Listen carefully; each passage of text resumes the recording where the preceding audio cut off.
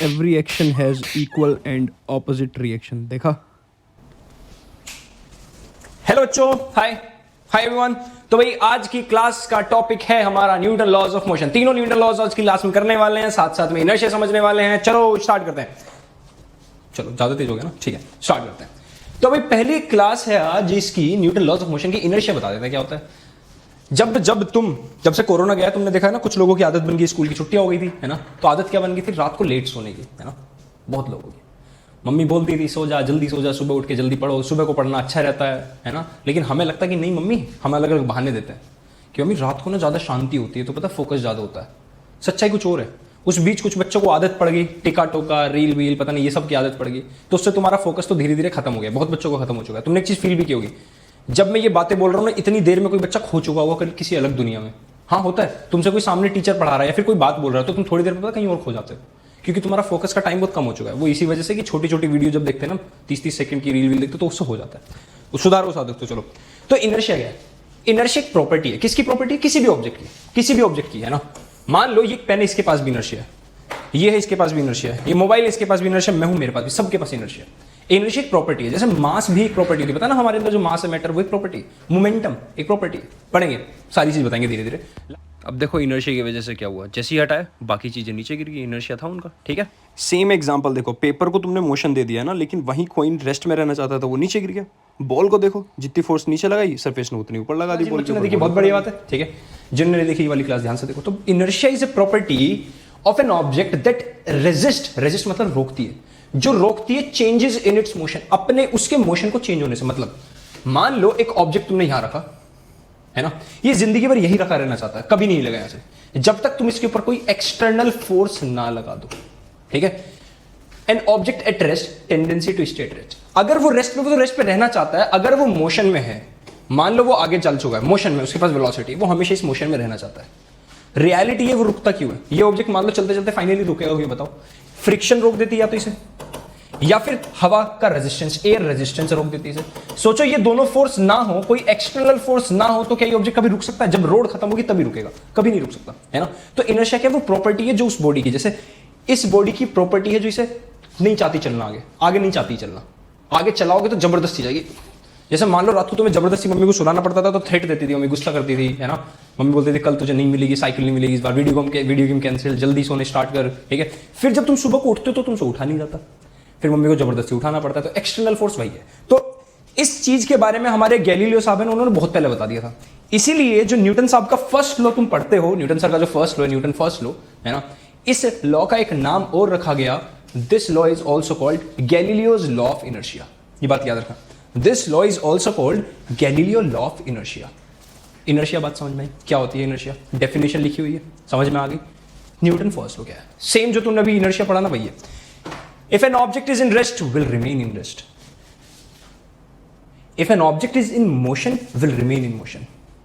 Unless a net unbalanced force acts on it. Unless a net force की जगह तुम unbalanced force acts on it लिख सकते हो। Unless an unbalanced force acts on it. ये बहुत सारी जगह। कार चलाते हैं ना, बराबर में बैठा तुम्हारा दोस्त है, वो सीट बेल्ट नहीं लगा रहा, तुम बोले जब लगा ले यार, नहीं लगा रहा, उसकी अलग ही वो है। तुमने बोला पुलिस वाले पकड़ लेंगे, यार देख लेंगे, सब होता है ना, कुछ लोगों में होती है ऐसा अकड़ जो होती है ना।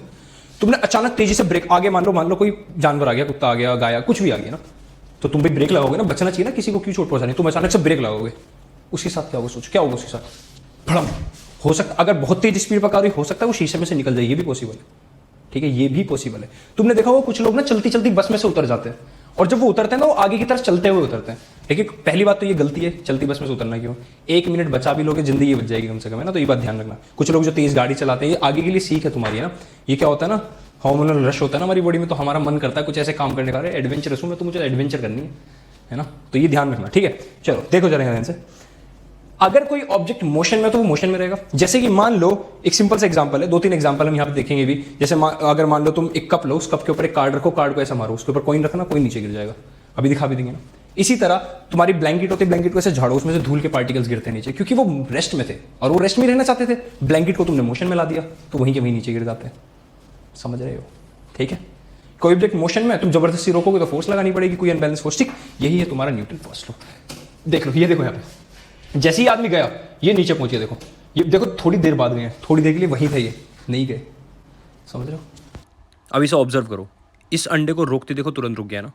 अब जब मैं ये दूसरा वाला अंडा घुमाऊंगा, देखो ये घूमता रहेगा मेरे रोकने के बावजूद भी, क्योंकि इसके अंदर जो येलो योक है ना वो अभी भी घूम रहा है ना। Newton first law. चलो आ जाओ, न्यूटन सेकंड लॉ पढ़ने से पहले हम पहले पढ़ लेते हैं न्यूटन फर्स्ट लॉ और इनर्शिया में डिफरेंस क्या है। कुछ लोगों को लगता है कि सर समझ में नहीं आ रहा, दोनों में डिफरेंस क्या है, दोनों तो सेम से लग रहे हैं। न्यूटन फर्स्ट लॉ कहता है स्टेट्स दैट फिजिकल ऑब्जेक्ट है ना is at rest will stay at rest, an object that is moving will stay in motion until an net external force is applied on that object. इसकी definition ये कुछ ऐसी है, inertia is the resistance of a particular object to any change in its motion. ये वो property है, ठीक है, और ये वो काम है जो हो रहा है, ये वो प्रॉपर्टी और ये वो काम है जो हो रहा है। कंसेप्ट क्या है इसका? Tendency of object not to change the resting और मोशन फेज। इसका अमाउंट ऑफ कितना देर तक वो खुद को रोक सकता है, एक तरह से ऐसे मानो। इसे लॉ ऑफ इनर्शिया भी बोलते हैं, इसको स्टिलनेस बोलते हैं, रुकावट, ठीक है, ठहराव। अब आता है न्यूटन थर्ड लॉ। मैं न्यूटन थर्ड लॉ पहले पढ़ा रहा हूं, न्यूटन सेकंड लॉ बाद में पढ़ाऊंगा, ठीक है। पहले न्यूटन थर्ड लॉ पढ़ा रहा हूं, ठीक है, ध्यान से देखना हो क्या रहा है। तुम याद करो, मैंने तुम्हें एक चीज बताई थी लास्ट क्लास में, एक नॉर्मल फोर्स पढ़ाई थी। क्या नीचे एक mg फोर्स लग रही है? लग रही है नीचे? ध्यान से देखना, ये जो आदमी जिस चेयर पे बैठा है, नीचे एक mg फोर्स लग रही है जो अर्थ लगातार खींच रही है इसे ना, लगातार। अगर ऊपर की फोर्स कम हो जाए, ऊपर की यानी नॉर्मल फोर्स, ऊपर जब भी हम किसी ऑब्जेक्ट के कांटेक्ट में आते हैं ना, एक फोर्स लग जाती है हमारे ऊपर की तरफ नॉर्मल, वही हमें बैलेंस करती है।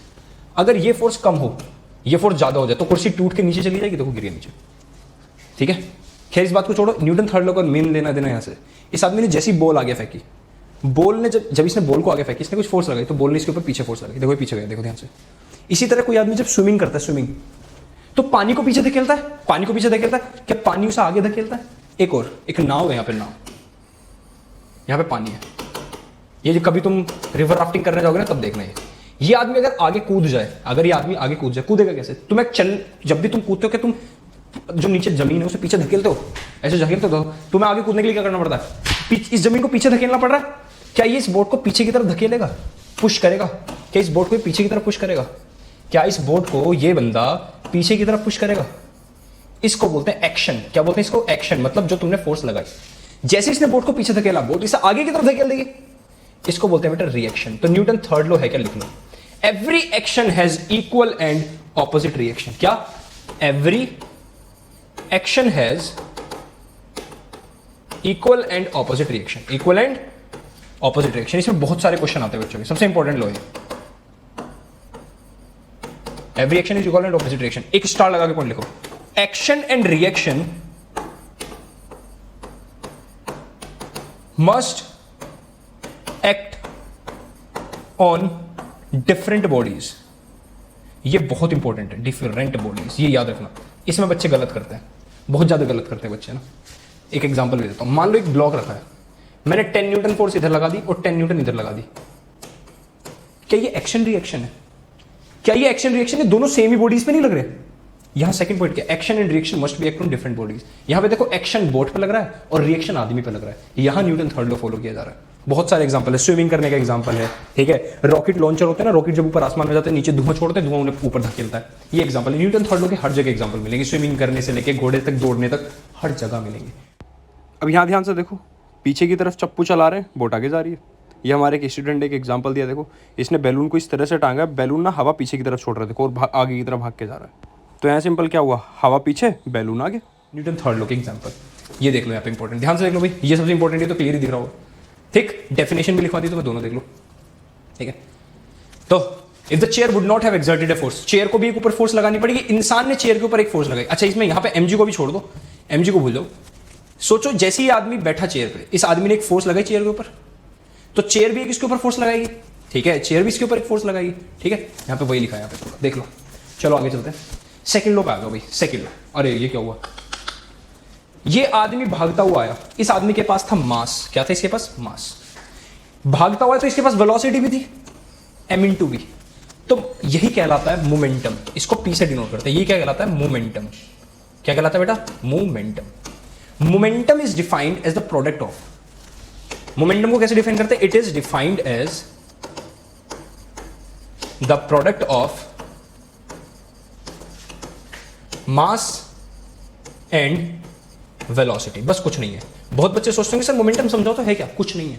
तुमने दो चीजें देखी उन्हें पकड़ के मिला दी और उनको एक नया नाम दे दिया। तुमने देखा मास है, इसके पास वेलोसिटी, जैसे मान लो ये ऑब्जेक्ट है, अब ये मेरे हाथ पे रखा, किसी काम का नहीं, मैंने उठा के इसे मार दिया ऐसे किसी को, इसके पास मास था, वेलोसिटी मैंने दे दी कि ये दूसरे के ऊपर जाके इंपैक्ट करेगा, उसी को बोलते हैं मोमेंटम। बोलते ना अरे लड़का मोमेंटम में आ गया, बढ़िया खेल रहा है आज, ये बैट्समैन आज मोमेंटम में, मतलब पहले उसके पास सिर्फ बैट था, अब वो बैट से छक्के भी मार रहा है। बैट इंटू छक्के इक्वल्स टू मोमेंटम, समझे?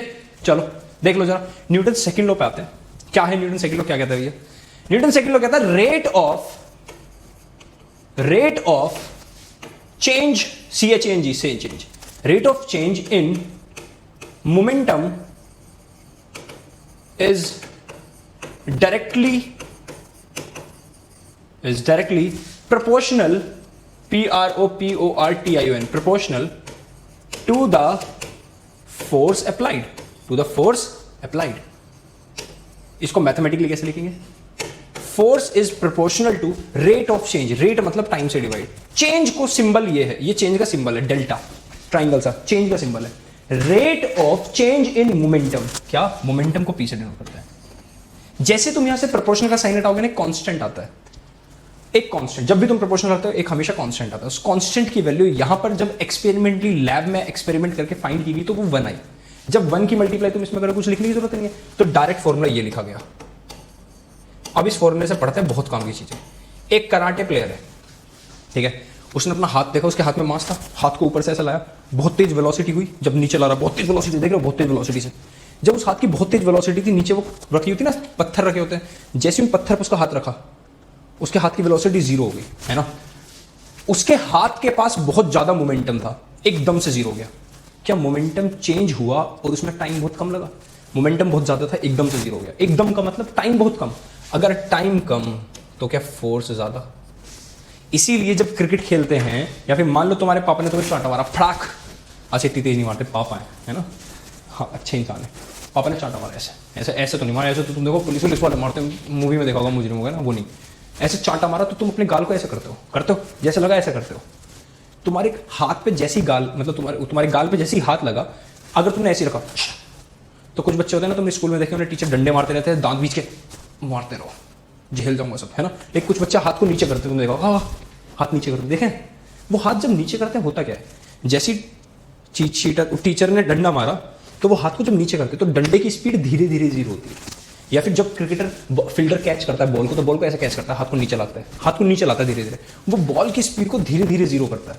जब बॉल की स्पीड धीरे धीरे 0 होगी तो क्या मोमेंटम भी धीरे धीरे 0 होगा? धीरे धीरे मतलब टाइम ज्यादा लगेगा, और टाइम ज्यादा तो फोर्स कम, तो चोट कम लगती है। समझना है न्यूटन सेकंड लॉ। यहां न्यूटन सेकंड लॉ से एक डेफिनेशन और पैदा हो जाएगी, किस चीज की? अच्छा इस डायग्राम को देखो, यहां न्यूटन थर्ड लॉ भी आ रहा है और एक मोमेंटम भी आ रहा है, बताएंगे क्या? चलो ध्यान से देखो, न्यूटन थर्ड लॉ को एक सिंपल सी चीज देख लो, क्या? F second law, sorry, F equals to delta P upon T. Delta P क्या है? M V minus M U upon T. कहां से आ गया बेटा? डेल्टा पी को मैं बोल सकता हूं final momentum minus initial momentum. Final momentum मतलब mass into final velocity, initial momentum मतलब mass into initial velocity upon time. Sorry time तो वहां पाएगा, है ना। क्या लिख सकता हूं? डेल्टा पी की जगह ये डेल्टा पी की जगह लिखिए, दोनों में से एम कॉमन लो, वी माइनस यू, नीचे टी बचा। क्या ये तुम्हारा एक्सेलरेशन का फॉर्मूला पहले चैप्टर से? तो क्या न्यूटन सेकंड लॉ को तुम इससे भी डिफाइन कर सकते हो? खुद देखो, खुद बनाओ definition. If we applied a force F on an object of mass M, it accelerates. Acceleration होता है उसका। अब न्यूटन सेकंड लॉ को देखो यहाँ कितने अच्छे से बताया गया। पहले कम फोर्स लगाई, कम एक्सेलरेशन होगा, जैसी ज़्यादा फोर्स लगे ज़्यादा एक्सेलरेशन होगा। ये हमारे एक स्टूडेंट ने एग्जांपल दिया है ऊपर पूरे एक्सप्लेनेशन के साथ। यही था न्यूटन सेकंड लॉ। बहुत सारे एग्जांपल दे दिए इसके, तुम लोग इकट्ठे करो एग्जांपल, कमेंट्स में बताओ और क्या क्या एग्जांपल हो सकते हैं तीनों लॉज के, न्यूटन फर्स्ट, सेकंड, थर्ड, और तुमने लाइफ में कब कभी से फील किया है। ठीक है, तब तक के लिए हम अलविदा लेते हैं। तो में याद रखना, चलो भाई।